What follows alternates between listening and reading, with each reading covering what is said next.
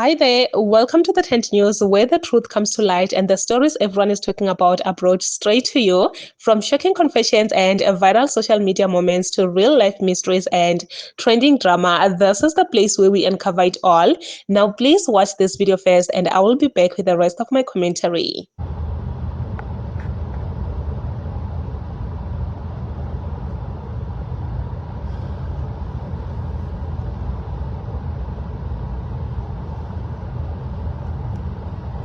Sanibona wey'ngane zakwethu. Sanibonani bantu bakithi.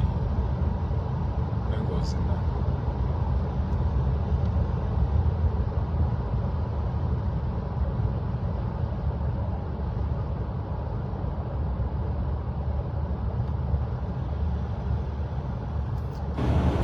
Abantu beshayele kahle nkosana emgwaqweni yo.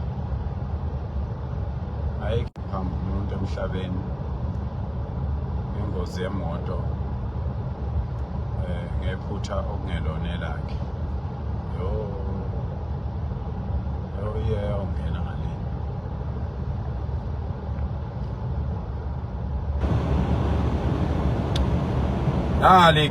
nali ikutukutu bopha umthwalo uhambe khathide kude kwanongoma ikhindaba okhonza imbuku eThekwini umuhle wena khathide ngoba yancwadi imbuku alincwadi liyajwa kuzisa ivoto emantombazana sefungame ngabe nishikizela nje bese nizwilene indaba ukuthi iphatha nina uNtombi zasophongolo zamqoma samiyeka ngoba zazimbona ephuma kwandlala ezaseThekwini zakhuza zababaza zathi hawu kanti kuliqinisa impela ukuthi amathanga ahlanzela abanganamabhodo maqede zawushaya umshungu zawukhomba kwanongoma ngoMandlakazi entabeni yezulu bakhanya endlini kaManxumalo wathi uNtombi zakithi ayisafebe umsunduzi uhudula phansi mfowethu nqaba uzohlunguhlungu ziyababa ziyashuphula usigawuli sento emkhulu emncane yayiwena ukwabo ngizalayo loyo wey'ngane zakwethu umkhazi onkone lo umkhazi onkone lona uyabona uma uzokuthiwa khona ikhizana kuthiwa ikhizana elinkone imike loyo umhosho odunga ulwandle ngisho uthukela ngoba lungaka nje uthukela ngoba lungaka ngeke ludunga ulwandle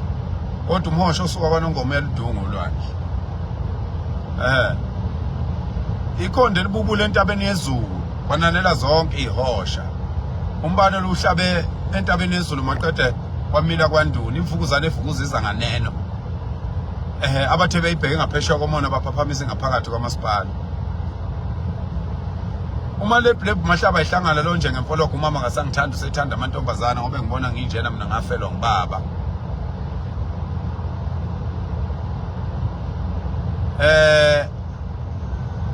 ngathi kunina abanye abantu ake ngenze nanku umlando kaTshatha nje ekhuluma ngoPhakela uMthakathi ngiyakhumbula ngo2017 2018 uTshatha bethanda kakhulu uTshatha ukuchaza lensizwa okuthiwa uPhakela uMthakathi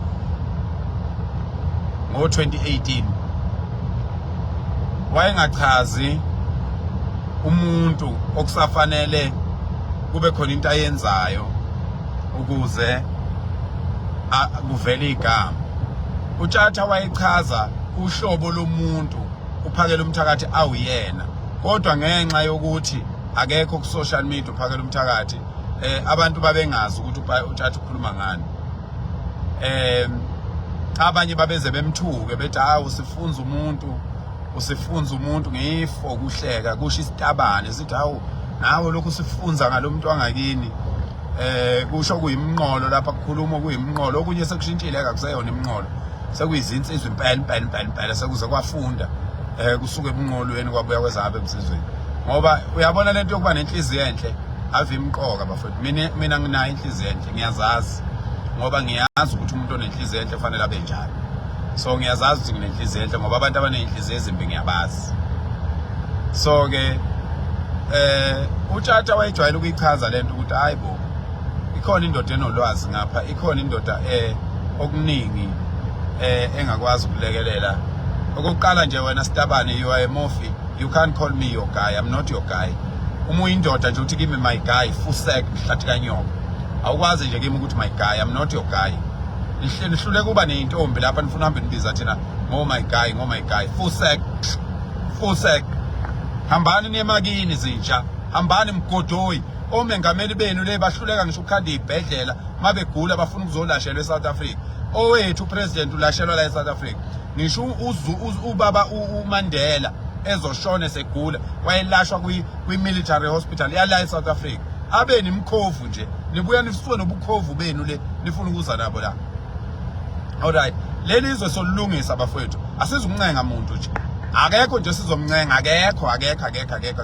Umuntu obengasinakile sonke lesikhathi ngake ngenza ivideo la mina. Ngathi owayigcina emkhulu uzophaphama ngelilanga engasemkhulu. Umuntu ofuna uba ikhansela akangene kuleli viki esilisebenzayo. Akho khansela la lizovele liqhamuke emoyeni nje. Umuntu singamazi nokuthi yini ayithandayo, ulwelana ufunani ini hayi. Ayisezikwenzeka leyo nto leyo. Niqhubeke ke nibeke la wena amakhansela ayimsangano sizonibuka nje. Kodwa ngoba sesinitshelile ukuthi ikhansela liphume kubantu abalwelizwe. Hayi ke. Sesiyobona. Noma ningathi xenophobic. Noma ningathi tribalistic. Noma ningathi sijani. Noma ningathi we are uneducated, we are unskilled, we are in our country. We are fighting for our country with all that small brain, with all that xenophobia, with all that Afrophobia, with all that unskilledness, with all that tribalism. We are fighting for our country. We are only, and when you can stay, you can be as discriminative and describing us as much as you want. We don't care. Tina Silwela Israeli to go and fight for your country. Your kids are being kidnapped that side. Your kids are being killed that side. And you are here in South Africa fighting South Africans. And you call yourself a man. Fusak, Hamban. See you here, bro. Next week, the following week, before the 30th, because we don't want anybody to die. We are going to remind those Nigerians that you are not what you think you are. Go back to your country. Nigerians thought they were smarter and bigger because they were fucking the MPs in the parliament. They were sleeping and scamming the MPs in parliament. Oh gogo, belala no gogo, bebanikeza imali lapha labo gogo base parliament. Abahlale bezela, balala nama Nigerians. Bonke laba bantu abangogogo abangafuni ukuphuma eParliament, abazenza intombi abagugile, balala nama Nigerians. Wonke lamasonto okudayiswa kwama drugs ama Nigerians asupportwa ngabafazi abadala izalukazi eyiseParliament ezingafuni ukuguga ezingenandaba nezingane zazo. Siyakwazi lokho. Niyakhumbula oMotoso babe supportwa abafazi bamaqembu athile baseParliament. uOmotoso ehlwengula izingane zakithi. Yabo. We are shutting down all those churches. All foreign churches will shut down in South Africa. Yeah. Just thank God that I'm not in power. Because if I get a little bit of power, I will stop all this nonsense in South Africa. In 12 months, South Africa will be back on its feet. Because benza ngamabomu abantu. Abantu benza ngamabomu abantu. Abantu, they have deals with these people. We have no deals with these people. We are unbribable. You can't buy us. We will fix this country, because if this country is fixed, izolisiza wonke umuntu. This country, if it's fixed, whoever is doing business will do business. Whoever is working will be working. Everybody will be doing their part in a good way. So that's why we want this country to come back to its feet. That's why we want this country to be back to its glorious moments. Because asikwazi bafowethu ukuthi izwe silithathe silihudule phansi. That's why we are calling on all races that are South Africans to take part in this thing. Take part in this thing. And we are warning the security companies as we are heading for the 30th of June. I'm warning you. All the security companies, I am warning you. Security companies, I'm repeating this like I can't hear myself. South African people are fighting for their country. South African people are standing up for their country. They are fighting the injustice. So do not stand against them. Anyone. I heard that some EFF members and some foreigners and some Muslims are coordinating. Actually, it's the Israelis that are here in South Africa. They are coordinating a counter march. Don't. My advice to those that are organizing a counter march, be smart. Just don't. This is bigger than everybody. You can't stop it. We are not going to break anything. We are not going to ban the country. We are not going to hurt anyone, but don't stand in our way. Just allow us to peacefully do our things the way we've been doing it for this long. So we don't need anyone now. We don't need any politician to interfere. We don't need any government official to interfere. We just need you as a person that is in power to become a South African. We need the president to be a South African. We need all premiers to be South Africans. We need all MPs to be South Africans. We need everyone in parliament to be a South African. And we need to stand together, stand on the same ground, on the same side, and face the problem. And then everything is going to be okay. We've never called for anybody to come down or to be removed from his position. So there is no need for anyone to stand against us. Siyayinyisa lento lena ngeke ngempela manje. Nganitshela ngathi leli izwe lolungiswa izinsizwa. Ngatshela ngishabaculi, ngathi webaculi in 10 years. I said this 3 years ago. Ngathi amaciko akithi kufuneka azi ukuthi ubunsizwa la eSouth Africa yibo buzobe busho ukuthi akiwe ngakuphi. Hayi ukuthi ngangikhuluma iphupho noma ngangihlabangedelela abanye bangedelela abanye sesingabangani nabo namhlanje ababengedelela. Kodwa nganginitshela into engazi ukuthi izokwenziwa yimina. Ngathi leli izwe liyokhululeka, mhlali khululeka, ngiyobe ngomunye wabantu oyobe hola abantu abayobe bekhulula lelizwe. Hamba uyobheka ama video ngoba ngangaqageli. We don't just wake up in the morning and talk rubbish. We are given visions about impilo, and we listen to those voices when they come to us and say this is what must be done, and it must be done in a very respectful way. So ke bafana bakithi, ingane zakithi, ingane zakwethu nonke, this is our country. Wonke umuntu needs to play a little part in making sure that this country becomes comes back to its normal self.